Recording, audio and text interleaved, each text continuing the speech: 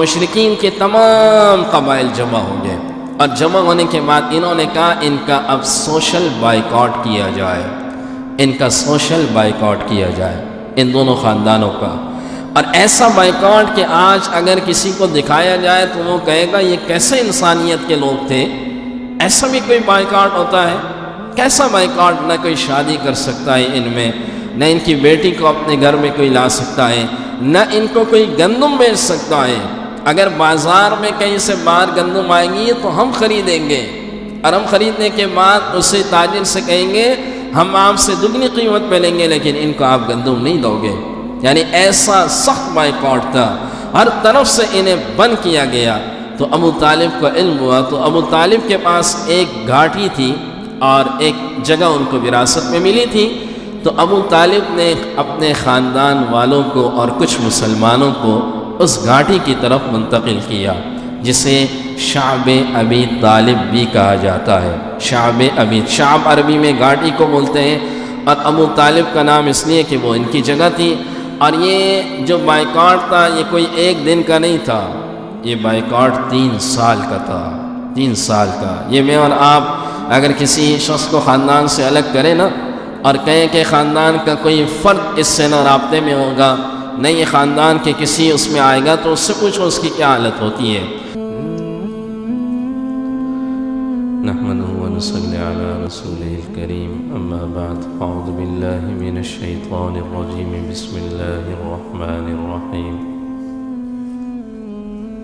والنجم إذا هوى ما ضل صاحبكم وما غوى وما ينطق عن الهوى إن هو إلا وحي يوحى علمه شديد القوى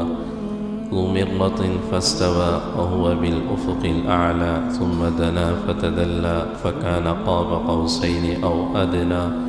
فأوحى إلى عبده ما أوحى صدق الله العظيم وبلغنا رسوله النبي الكريم ونحن على ذلك لمن الشاهدين والشاكرين والحمد لله رب العالمين۔ اللهم صل على سيدنا محمد وعلى آل سيدنا محمد وبارك وسلم۔ اللهم صل على سيدنا محمد وعلى آل سيدنا محمد وبارك وسلم۔ گزشتہ درس میں ہجرت حبشہ پر تھوڑی سی بات ہوئی تھی، اور اس کے بعد حضرت عمر رضی اللہ تعالیٰ عنہ کے ایمان لانے کے قصے کو تفصیل سے بیان کیا گیا تھا۔ میں نے بتایا تھا کہ جب مسلمان مکہ مکرمہ میں ان پر زمین تنگ کی گئی تو جناب رسول اللہ صلی اللہ علیہ وسلم کے مشاورت سے کچھ صحابہ ہجرت کی انہوں نے حبشہ کی طرف، اور ان چند صحابہ کے میں نے نام بھی بتائے تھے، جس میں مشہور صحابہ عثمان غنی رضی اللہ عنہ، آپ کی اہلیہ، اور جناب رسول اللہ صلی اللہ علیہ وسلم کی صاحبزادی حضرت رقیہ رضی اللہ عنہا، حضرت عثمان ابن مزعون، حضرت جعفر بن ابی طیار، اور ان کی اہلیہ اسماء بنت عمیس، اور ان کا ایک صاحبزادہ عبداللہ بن ابی جعفر رضی اللہ عنہم۔ یہ صحابہ تھے، حضرت عبد الرحمن بن عوف، الزبیر بن العوام، اور بھی چند صحابہ تھے، لیکن مشہور جو نام تھے وہ ان صحابہ کے تھے۔ یہ صحابہ 4 مہینے بعد واپس آئے۔ ان کے واپس آنے کی وجوہات مورخین نے 2 لکھی ہے۔ ایک وجہ تو میں نے بتائی تھی کہ یہ لکھی کہ ان کو کسی نے بتایا کہ مکہ میں حضرت عمر اور حضرت حمزہ رضی اللہ عنہما یہ مسلمان ہو چکے ہیں، اور ان کی بہادری اور ان کی شجاعت کے کارنامے مشہور تھے، یہ حضرات اس لیے واپس آئے۔ دوسرا، ایک مورخین نے ایک واقعہ لکھا ہے جس پر اکثر مورخین کی رائے یہ ہے کہ اس واقعے کی بنیاد پر یہ حضرات واپس آئے۔ اس واقعے کو غرانیق کا واقعہ کہا جاتا ہے۔ یہ واقعہ کچھ اس طرح تھا کہ جناب رسول اللہ صلی اللہ علیہ وسلم بیت اللہ کے پاس سورۃ النجم کی تلاوت کر رہے تھے، اور اس سورت کے اندر ایک خاص لطف ہے۔ اس سورت کو روانی سے اگر ہم پڑھیں تو اس سورت کا اپنا ایک مزہ اور اپنا ایک اس سورت کا لطف ہے۔ تو مشرکین یہ سورت سن رہے تھے، والنجم اذا هوى ما ضل صاحبكم وما غوى وما ينطق عن الهوى ان هو الا وحي يوحى علمه شديد القوى ذو مرة فاستوى وهو بالأفق الأعلى ثم دنا فتدلى فكان قاب قوسين أو أدنى فأوحى إلى عبده ما أوحى ما كذب الفؤاد ما رأى أفتمارونه على ما يرى وَلَقَدْ رَآهُ نَزْلَةً أُخْرَى عِنْدَ سِدْرَةِ الْمُنْتَهَى عِنْدَهَا جَنَّةُ الْمَأْوَى۔ اس سورت کے آخر میں سجدے کی آیت ہے، اور جب حضور علیہ السلام نے وہ آیت پڑھی تو آپ سجدے میں چلے گئے۔ جو مسلمان تھے انہوں نے سنا، وہ بھی سجدے میں چلے گئے۔ اس سورت کے اندر مشرکین اس کو سن کر اتنے اس سورت کے اندر اس کا لطف انہوں نے اٹھایا کہ جب حضور سجدے میں تشریف لے گئے تو سارے مشرکین بھی سجدے میں چلے گئے، سارے مشرکین انہوں نے بھی سجدہ کر دیا۔ جب انہوں نے سجدہ کر دیا اور سجدہ کر کے جب اٹھے تو حیران ہو گئے کہ آج اسی کو ہم نے سجدہ کر دیا جس کا ہم انکار کرتے تھے، اور پورے مکہ میں یہ بات پھیل گئی کہ تمام کے تمام مشرکین جو ہے انہوں نے سجدہ کر دیا، اور جن کا انکار کرتے تھے آج ان کے سامنے سجدہ ریز ہو گئے۔ اور کسی نے یہ افواہ اڑائی کہ یہ لوگ سارے کے سارے مشرکین جو ہے یہ مسلمان ہو گئے۔ جب یہ بات پھیلی تو مشرکین تھے تو بڑے ہوشیار اور عربی جاننے والے تھے، تو کہنے لگے، انہوں نے ایک جھوٹ گھڑ لیا، کہنے لگے اس صورت میں ایک آیت آئی تھی، ہم نے اس آیت کو دیکھ کر اسے سجدہ کیا، ہم نے اللہ رب العزت کو نعوذ باللہ سجدہ نہیں کیا۔ اور اپنی طرف سے ایک آیت گھڑ لی، تلک الغرانیق العلا وان شفاعتہن لترجا، کہ یہ غرانیق ان کے ایک بت کا نام تھا کہ غرانیق ایک بلند و پایا درجے کا معبود ہے نعوذ باللہ، اور اس کی شفاعت کی امید کی جائے گی، اس کی شفاعت قبول کی جائے گی، جبکہ یہ صورت میں ہے ہی نہیں۔ یہ پوری جو انہوں نے یہ بات کی، یہ کلمہ پورے صورت میں ہی نہیں ہے۔ تو انہوں نے اپنے آپ کو بہلانے کے لیے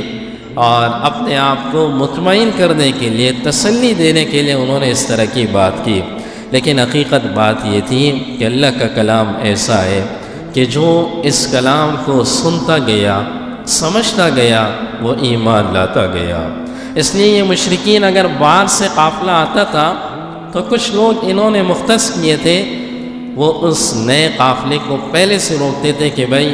ان لوگوں کے قریب مت جانا، اور اس شخص کے قریب کو بالکل مت جانا۔ میں آگے واقعہ بتاؤں گا طفیل بن عمر دوسی رضی اللہ تعالیٰ عنہ کا، جسے فضائل اعمال کے اندر شیخ الحدیث رحمہ اللہ نے بھی لکھا کہ جب بھی وہ کوئی اللہ کے کلام کی آیات سنتے تھے تو ظاہر وہ عربی سمجھتے تھے، وہ فوراً کہتے تھے کہ یہ کسی انسان کا کلام نہیں ہو سکتا، واقعی میں یہ اللہ ہی کا کلام ہو سکتا ہے۔ ان کی یہ بات پھیلتے پھیلتے حبشہ تک چلی گئی کہ مشرکین کے جو مکہ کے مشرکین ہیں وہ مسلمان ہو گئے، اور یہ حبشہ کے اندر جو مسلمان تھے انہوں نے ظاہر واپس اپنے ملک کی طرف ہجرت کرنا شروع کر دیا، اور جب مکہ کے قریب پہنچے تو انہیں پتہ چلا کہ یہ وہ خبر سچی نہیں تھی،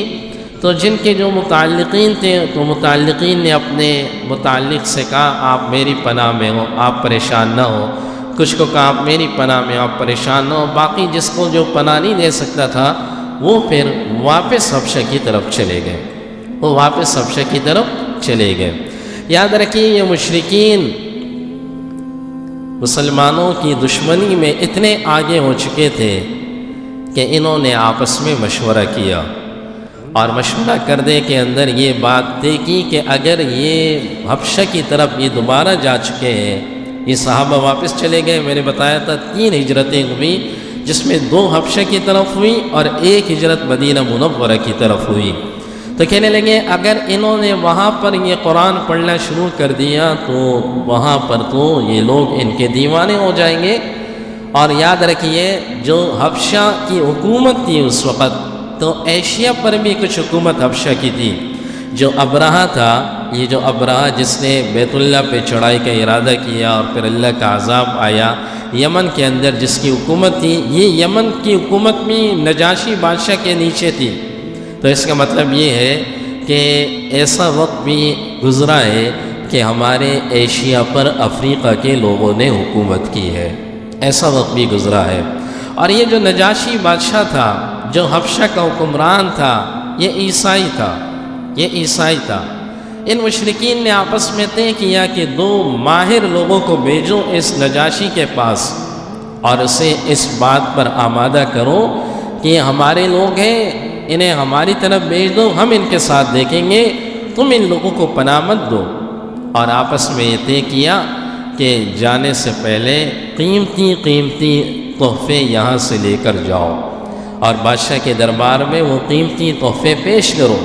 تاکہ وہ بادشاہ اور ان کے جو درباری ہیں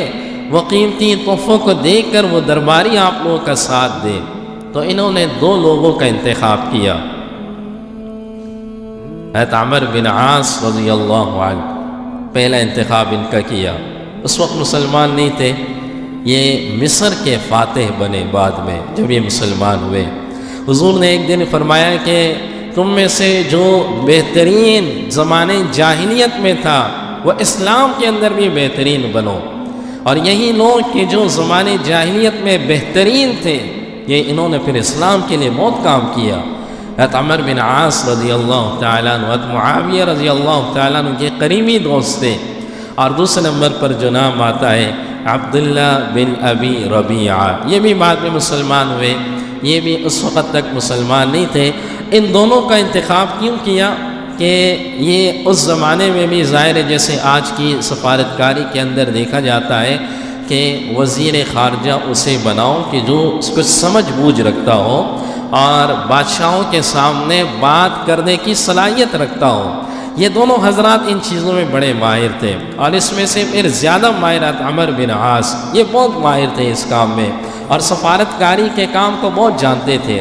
یہ دونوں حضرات قیمتی تحائف لے کر حبشہ کی طرف روانہ ہوئے۔ یہ حبشہ پہنچے اور انہوں نے، جیسے عمومی طور پر ہوتا ہے کہ بادشاہ سے ملنے سے پہلے نیچے والے طبقے کو مطمئن کیا جاتا ہے،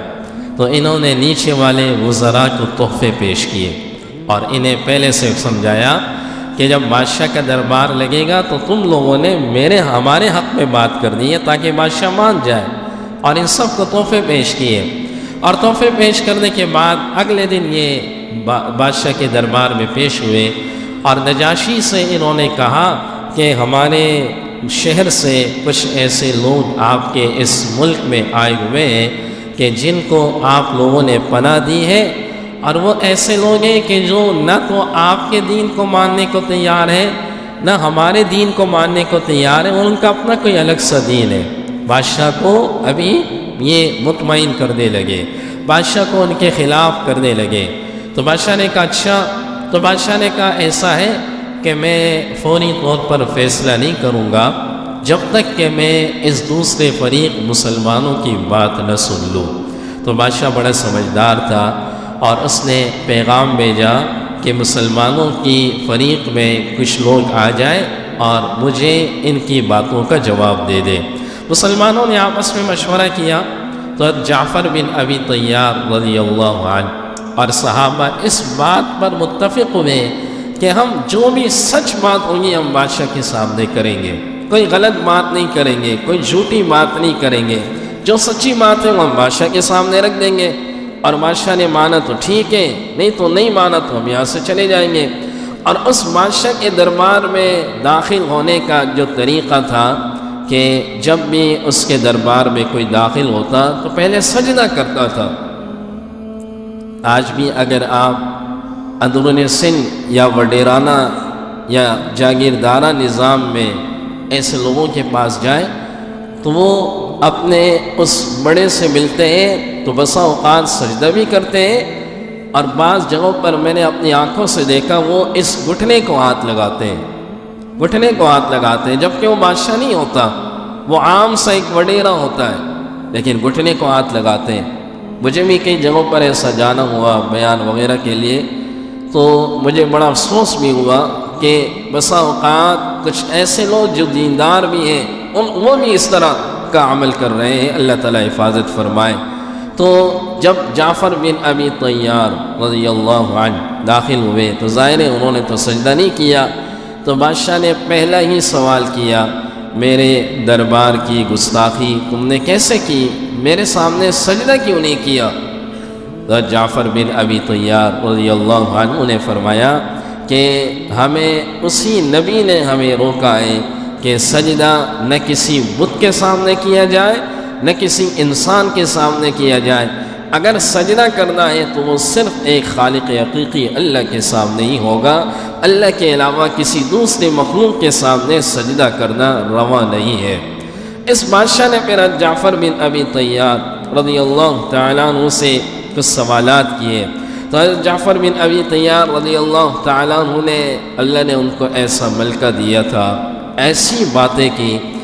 باتیں کی کہ بادشاہ کے دل میں وہ باتیں کر گئی، اور انہوں نے کہا وہ نبی کیا کہتا ہے، تم ہمیں ذرا بتاؤ وہ نبی کیا کہتا ہے؟ تو جعفر بن ابی طیار رضی اللہ تعالیٰ عنہ نے فرمایا بات یہ ہے کہ جس نبی کو اللہ نے ہمارے درمیان بھیجا ہے وہ حسب میں بھی اعلیٰ ہے، وہ نسب میں بھی اعلیٰ ہے، شرافت میں بھی اعلیٰ ہے، خاندان میں بھی اعلیٰ ہے، اور آج تک ہم نے بچپن سے ان کو صادق اور امین دیکھا ہے، آج تک ہم نے کوئی ایسی بات ان کے اندر نہیں دیکھی۔ آج سے پہلے، اسلام سے پہلے ہم جو کیا کرتے تھے، ہم بتوں کی عبادت کیا کرتے تھے، ہم پڑوسیوں کے ساتھ برا سلوک کیا کرتے تھے، ہم کمزور کو دیکھ کر اس پر حاوی ہونے کی کوشش کرتے تھے اور کمزوروں کو اور دبایا کرتے تھے، ہم اپنی بچیوں کو زندہ دفن کیا کرتے تھے، اس نے اپنی ساری باتیں کی، ہم چھوٹی چھوٹی باتوں پہ لڑا کرتے تھے، یہ آج سے پہلے تھا۔ لیکن وہ نبی جب آیا، اس نبی نے ہمیں سکھلایا، اس نبی نے ہمیں محبت سکھائی کہ جب آپس میں ملو تو ملاقات میں پہلا یہ جملہ کہو السلام علیکم ورحمۃ اللہ وبرکاتہ۔ ملاقات میں ہی خوبصورت جملہ اس نبی نے سکھایا، اور اس نبی نے کہا یہی جملہ کل قیامت کے دن جنت میں اللہ تم سب جنتیوں سے کہے گا۔ اس نبی نے کہا پڑوسیوں کا خیال رکھو، اس نبی نے کہا کہ کمزوروں کی مدد کیا کرو۔ یہ ساری باتیں جعفر بن ابی طیار رضی اللہ تعالیٰ عنہ نے اس بادشاہ کو بتائی۔ جب اس بادشاہ کو بتائی، اور اس میں یہ بھی کہا کہ اس نبی نے ہمیں یتیم کا مال کھانے سے منع کیا، اور اس کے بعد جعفر رضی اللہ تعالیٰ عنہ سے بادشاہ نے سوال کیا اس نبی کے ماننے والے غریب زیادہ ہے یا امیر ہے؟ تو ظاہر ہے شروع میں جو اسلام لانے والے تھے وہ سارے غریب تھے، اللہ ماشاءاللہ سارے ہی غریب تھے، کچھ غلام تھے۔ تو جعفر رضی اللہ تعالیٰ عنہ نے فرمایا تقریباً غربا اور فقراء ہے، کہنے لگے یہ بھی ایک سچ ہونے کی دلیل ہوتی ہے کہ نبی پر ایمان لانے والا شروع میں طبقہ غریب ہوتا ہے، اور چونکہ اس وقت شروع کی سورہ مریم کی آیات نازل ہو چکی تھی، اور یہ چونکہ خود عیسائی تھے یہ بادشاہ، تو جعفر رضی اللہ تعالیٰ عنہ نے موقع کو غنیمت سمجھا اور سورہ مریم کی تلاوت شروع کر دی، اور ایسی تلاوت کی کہ وہ بادشاہ رو پڑا، اور وہ درباری جو ان کے مخالف تھے قیمتی تحائف لے کر وہ بھی رو پڑے۔ سارا اس دربار کا منظر اس وقت کا عجیب ہوا، اور بادشاہ نے اس وقت ان دونوں حضرات سے کہا کہ میں چونکہ ان لوگوں کو امان دے چکا ہوں، اور بادشاہ نے کہا کہ یہ جو ابھی انہوں نے آیتیں پڑھی قسم بخدا یہی وہ آیتیں ہیں جو عیسیٰ علیہ السلام کے متعلق ہے، اور جو کچھ تم نے کہا یہ تمام کے تمام باتیں بالکل سچی ہیں، لہٰذا میں ان لوگوں کو تمہارے حوالے نہیں کر سکتا، اور جو کلام تم نے پڑھا اسی طرح کا کلام جو ہے وہ عیسیٰ علیہ السلام جو ہے وہ لے کر آئے تھے، اور انہیں کہا تم یہاں سے چلے جاؤ۔ یہ دونوں حضرات باہر نکلے، عمر بن عاص، عبداللہ بن ابی ربیعہ۔ تو عمر بن عاص اتنی جلدی ہار ماننے والے نہیں تھے، انہوں نے اپنے دوست سے کہا کہ کل دیکھنا کل میں کیا کرتا ہوں، ابھی ہم جائیں گے نہیں، کل ابھی ایک اور داؤ میرے پاس باقی ہے، اور کل یہ بادشاہ کو میں ان کے مخالف کر دوں گا، آج تو یہ جیت گئے، کل دیکھنا کل میں کیا کرتا ہوں۔ تو اگلے دن بادشاہ کے دربار میں واپس آیا اور کہنے لگا کہ ان لوگوں کا عقیدہ تمہارے نبی عیسیٰ ابن مریم کے متعلق وہ نہیں ہے جو تم کہتے ہو۔ ظاہر عیسائیوں کا تو عقیدہ یہ ہے کہ عیسیٰ علیہ السلام کو سولی پہ چڑھا دیا ہے، اسی لیے آپ نے ان کے چرچوں میں دیکھا ہوگا کہ وہ صلیب کا نشان ہوتا ہے، ان کا تو عقیدہ یہ ہے۔ اور ہمارا عقیدہ اللہ نے کیا کہا قرآن میں، وَمَا قَتَلُوهُ وَمَا صَلَبُوهُ وَلَكِنْ شُبِّهَ لَهُمْ، ان کو نہ قتل کیا گیا نہ ان کو سولی پہ چڑھا دیا گیا، اللہ نے اسی بندے کو جو قتل کرنے آیا تھا اس کی شکل عیسیٰ ابن مریم کی جیسی بنا دی، اور ان لوگوں نے اسی شخص کو قتل کیا، اور اللہ نے کہا کہ میں نے ان کو آسمانوں پر اٹھا لیا، آسمانوں پر اٹھا لیا۔ تو کہنے لگے کہ تمہارا یہ مت سمجھو کہ ان لوگوں کا تمہارے نبی کے متعلق وہ عقیدہ ہے۔ ظاہر بادشاہ کو غصہ آیا اس بات پر کہ یہ تو ہمارے نبی کے متعلق وہ عقیدہ نہیں رکھتے کہ جو ہم عقیدہ رکھتے ہیں۔ تو انہوں نے کہا دوبارہ مسلمانوں کو بلاؤ۔ اب جب دوبارہ یہ خبر دی تو جعفر بن ابی طیار رضی اللہ تعالیٰ عنہ نے پھر جمع کیا، اور ساتھی اس بات پر دوبارہ آمادہ ہوئے کہ جو بات کریں گے سچ کریں گے، سچ کے سوا ہم کوئی اور بات نہیں کریں گے، اور بات کرنے کے لیے انہی کو منتخب کیا کہ آپ بات کریں گے۔ تو جعفر رضی اللہ تعالیٰ عنہ دوبارہ آئے، اور دوبارہ آنے کے بعد بادشاہ نے جعفر رضی اللہ تعالیٰ عنہ سے یہ سوال کیا کہ کیا تم لوگوں کا عقیدہ وہ عقیدہ ہے کہ جو عقیدہ ہمارا ہے عیسیٰ ابن مریم کے متعلق، یا وہ عقیدہ ہے کہ جو عقیدہ تمہارا دوسرا ہے؟ تو جعفر رضی اللہ تعالیٰ عنہ نے فرمایا کہ ہمیں ہمارے نبی نے عیسیٰ ابن مریم کے متعلق یہ کہا کہ وہ روح اللہ ہے اور کلمت اللہ ہے۔ روح اللہ کا مطلب یہ اللہ نے ان کے اندر ان کی والدہ کے پیٹ میں روح ڈالی، ظاہر ہے ان کا کوئی والد نہیں ہے تو اس لیے ان کو روح اللہ کہا جاتا ہے۔ کلمت اللہ یہ اللہ کی ایک نشانی تھی، ایک کلمت اللہ کا، تو کہا وہ روح اللہ ہے، وہ کلمت اللہ ہے۔ ہمارے نبی نے عیسیٰ ابن مریم کے متعلق جو ہے وہ ہمیں یہ بات سمجھائی ہے، اور عیسیٰ ابن مریم کے متعلق اور بھی باتیں کی۔ تو بادشاہ کے اس طرف درباری بیٹھتے تھے اور اس طرف بادشاہ کے جو ہے وہ پادری ان کے بیٹھتے تھے۔ تو بادشاہ نے ایک تنکا اٹھایا، اور اٹھانے کے بعد اس تنکے کو یوں رکھا، اور رکھنے کے بعد کہنے لگا کہ اس تنکے کے بقدر بھی انہوں نے جو بات کی اس میں سے اتنا بھی جھوٹ نہیں ہے، ساری بات انہوں نے سچ کی ہے، ساری بات انہوں نے ٹھیک کی ہے۔ تو جو درباری ان کے کچھ جو پادری تھے تو وہ اس طرح کھنکارنے لگے، اور اپنے دل ہی دل میں کہنے لگے کہ بادشاہ کو کیا ہو گیا، بادشاہ کو کیا ہو گیا۔ اس سے یہ معلوم ہوتا ہے کہ اس بادشاہ کے دل میں اسلام کی حقانیت آ چکی تھی، اسلام کی حقانیت آ چکی تھی۔ یہ کیا کہہ رہا ہے؟ تو انہوں نے کہا اگر آپ ابھی بھی میری بات کو نہیں مانتے ہو تو نہ مانو، لیکن حقیقت یہ ہے کہ اس تنکے کے بقدر بھی انہوں نے غلط نہیں کہا، جو باتیں انہوں نے کی بالکل سچ کی اور حق باتیں انہوں نے کی ہے۔ تو جعفر رضی اللہ تعالیٰ عنہ نے بادشاہ سے کہا بادشاہ سلامت مجھے اجازت دیجئے، میں ان دونوں بندوں سے 3 سوالات کرنا چاہتا ہوں۔ تو بادشاہ نے کہا اجازت ہے۔ کہا کہ ان سے میں پہلا سوال یہ کرنا چاہتا ہوں کہ کیا ہم میں سے کوئی بندہ کسی کا بھاگا ہوا غلام ہے؟ تو عمر بن عاص نے کہا نہیں، کوئی بھی بھاگا ہوا غلام نہیں ہے۔ کہا دوسرا سوال کرنا چاہتا ہوں کیا ہم میں سے کسی نے کسی کا قتل کیا اور بھاگ کے یہاں پر آیا ہے؟ کہا کہ لا، کسی کا قتل نہیں کیا۔ کہا تیسرا سوال کرنا چاہتا ہوں کیا ہم میں سے کسی نے کسی کا مال ضبط کیا یا مال کھا لیا اور مال کھا کے یہاں پر بھاگا ہے؟ تو عمر بن عاص نے کہا نہیں۔ کہا جب یہ 3 باتیں نہیں ہیں، نہ کسی کا غلام بھاگا ہوا ہے، نہ ہم میں سے کسی نے قتل کیا ہے، نہ ہم میں سے کسی نے کسی کا مال کھایا ہے، تو پھر کیوں آئے ہمارے پیچھے؟ پھر ہمیں لینے کے لیے کیوں آئے؟ اور کس بات کا جواز بنتا ہے کہ تم ہمیں لے کے یہاں سے جاؤ؟ کس بات کا جواز بنتا ہے؟ تو بادشاہ کو ان کی یہ باتیں جعفر رضی اللہ تعالیٰ عنہ کی بڑی اچھی لگی، اور بادشاہ نے اس وقت بھی یہ جملہ کہا کہ یہ جو تحفے لے کر آئے ہیں ان کو ان کے تحفے واپس کر دو۔ اس بادشاہ کی حکومت کچھ عرصہ پہلے ختم بھی ہو چکی تھی اور اللہ نے ان کو دوبارہ حکومت دی تھی، تو کہنے لگا کہ اللہ نے مجھے جیسی میری ریاست بغیر رشوت کے مجھے اللہ نے دی ہے، تو آج اگر میں ان سے رشوت لوں گا تو لوگ کیا کہیں گے؟ لہٰذا ان کو ان کے تمام تحفے واپس کیے جائیں اور ان سے کہا جائے کہ دوبارہ یہاں آنے کی زحمت نہ کریں، میں ان لوگوں کو امان دے چکا ہوں اور ان لوگوں کو امان دے کر ہی میں انہیں یہیں رکھوں گا، اور کوئی بھی یہاں پر جو ہے وہ انہیں یہاں سے نہیں لے جا سکتا کیونکہ میں انہیں امان دے چکا ہوں۔ تو اس زمانے کے دوسرے بادشاہ جو اس وقت تک مسلمان بھی نہیں تھے لیکن مسلمانوں کو امان دیا کرتے تھے، اور آج کی ہماری حکومت اور ہمارے لوگ اپنے ہی لوگوں کو اٹھا کر باہر دیا کرتی ہے۔ اللہ ہماری حفاظت فرمائے، ایسے حکمرانوں سے ہماری حفاظت فرمائے۔ آپ نے دیکھا پچھلے کئی سال سے عافیہ صدیقی کا معاملہ چلا، ایک خاتون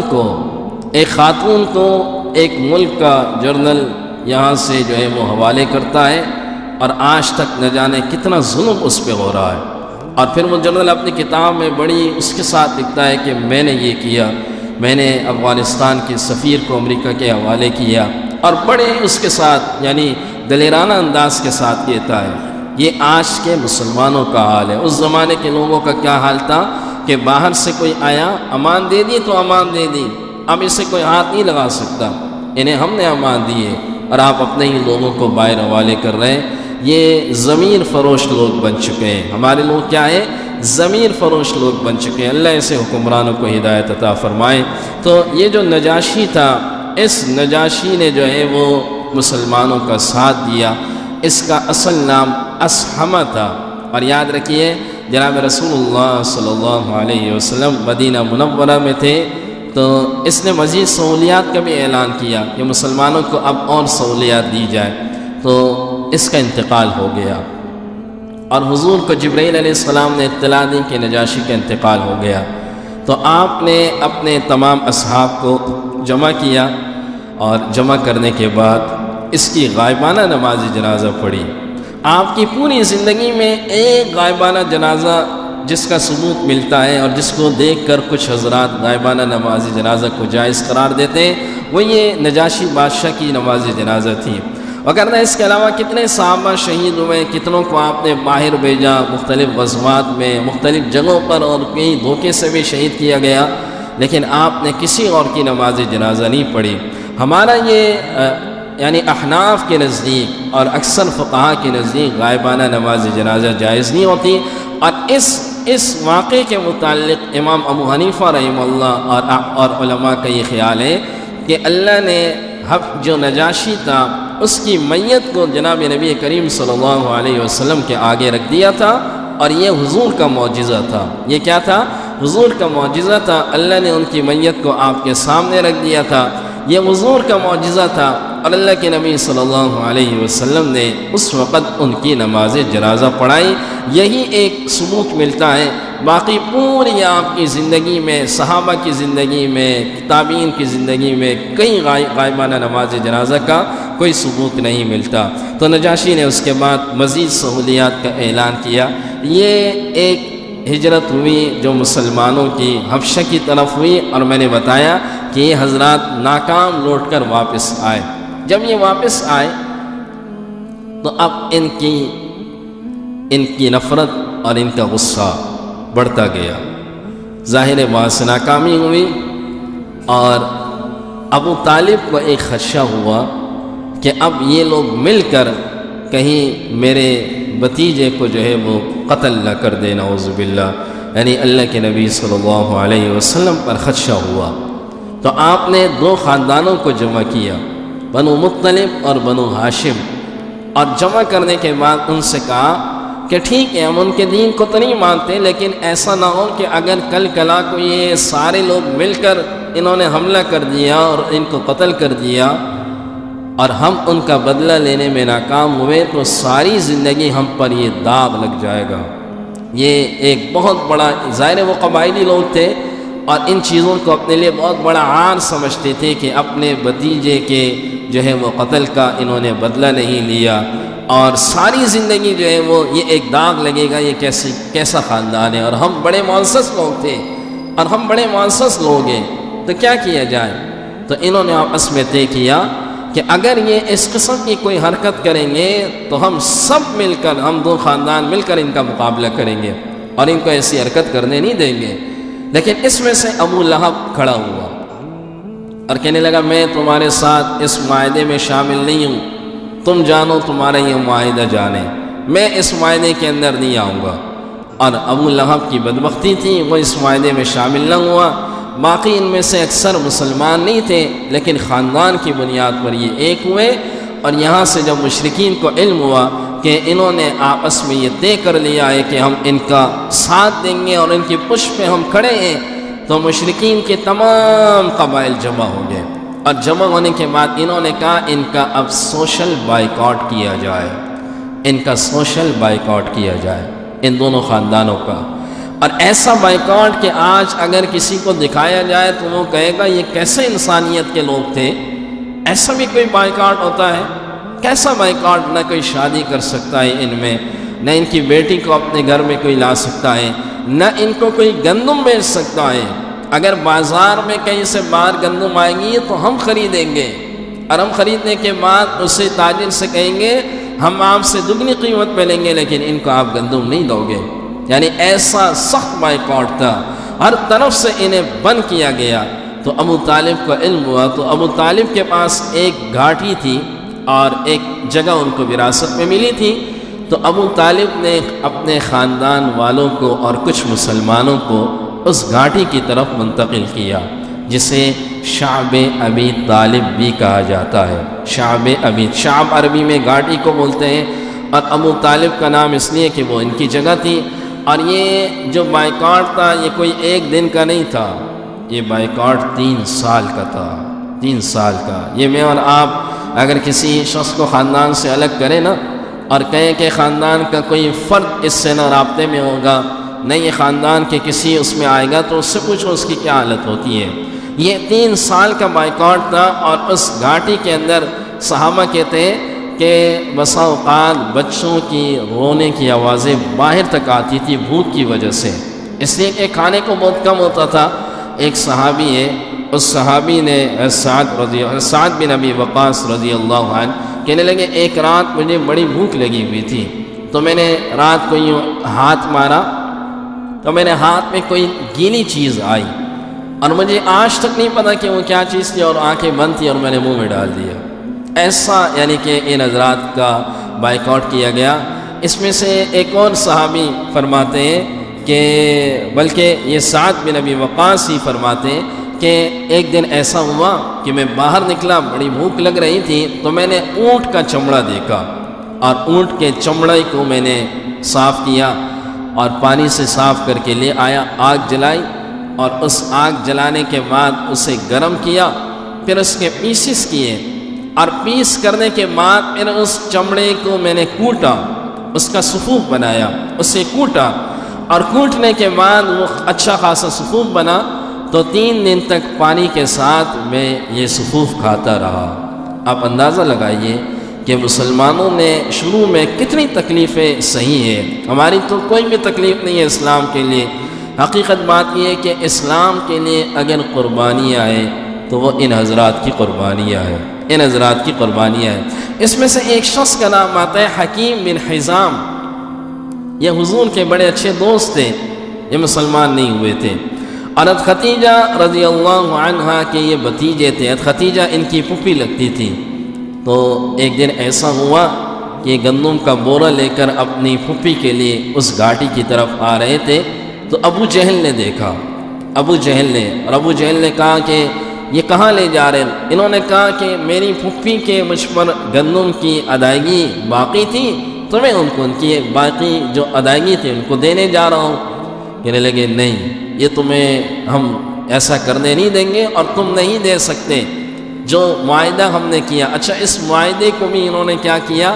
اس معاہدے کو جو انہوں نے آپس میں طے کیا، کسی چمڑے کے اس کے اندر انہوں نے اس کو لکھا اور چمڑے کے اندر انہوں نے ڈالا اور لا کے بیت اللہ کے دروازے پر اسے لٹکا دیا، اس معاہدے کو وہاں لٹکا دیا۔ اس زمانے میں معاہدات کو ایسے لٹکایا جاتا تھا تاکہ سب لوگ دیکھیں اور سب لوگ دیکھ کر عبرت پکڑیں۔ اور کبھی کبھی ایسا ہوتا تھا کہ ابو لہب جو خاندان کا حصہ ہے وہ باہر جاتا، اسے پتہ چلتا کہ باہر سے قافلہ آیا گندم بیچنے، تو ان کو کہتا بھئی گندم میں خریدوں گا، اگر کوئی گندم آپ سے نہ خریدے اس خاندان میں سے کسی کو نہیں دینی، یہ خریدار میں ہوں گا۔ اور باقی لوگ بھی آ جاتے تو وہ تاجر جو تھے وہ اس خاندان کے کسی بندے کو گندم نہیں دیا کرتے تھے، ابو لہب خرید لیا کرتا تھا۔ تو حکیم بن حزام یہ گندم کا بورا لے کر آ رہا تھا، ابو جہل نے روکا تو آپس میں ان کی تلخ کلامی ہوئی۔ اتنے میں ابو البختری ایک شخص آیا، حکیم بن حزام بعد میں مسلمان ہوا ہے، آپ حضرات آگے ان کے بارے میں بتاؤں گا کہ جب حضور علیہ السلام فتح مکہ والے دن مکہ میں آئے تو آپ نے دو لوگوں کے گھروں کے نام دیے تھے کہ ان کے گھروں میں جاؤ تو امان ہے، ایک ابو سفیان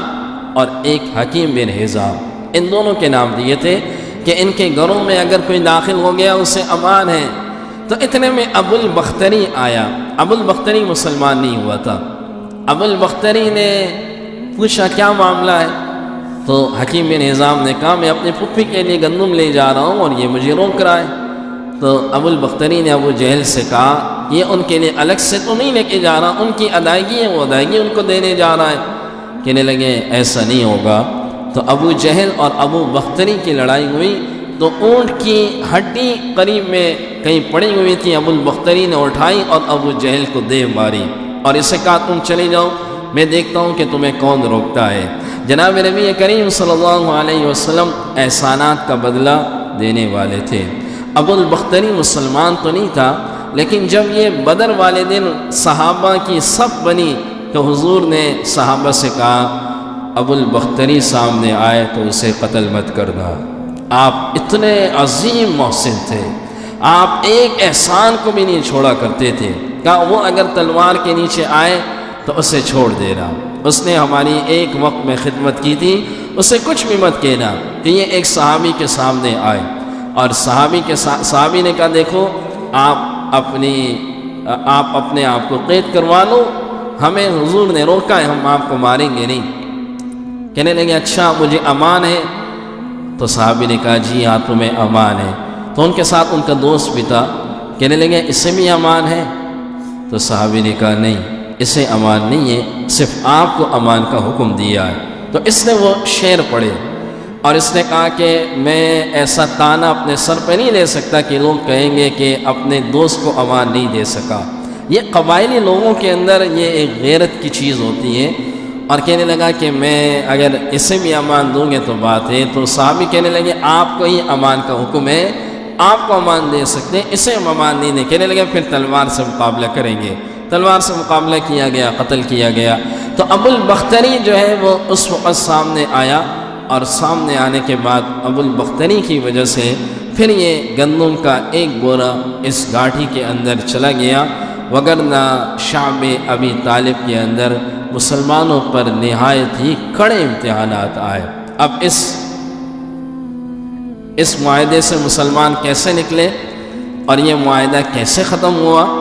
انشاءاللہ اس پر اگلے درس میں انشاءاللہ بیان ہوگا۔ اللہ رب العزت سے دعا ہے کہ اللہ رب العزت ان باتوں پر عمل کی توفیق عطا فرمائے۔ مختصر سے ذکر کر کے دعا کرتے ہیں۔ اللہ اللہ اللہ اللہ اللہ اللہ اللہ اللہ اللہ اللہ اللہ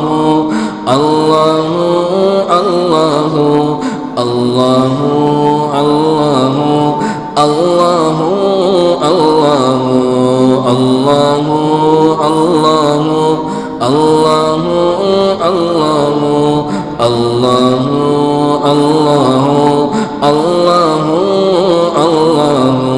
لا إله إلا الله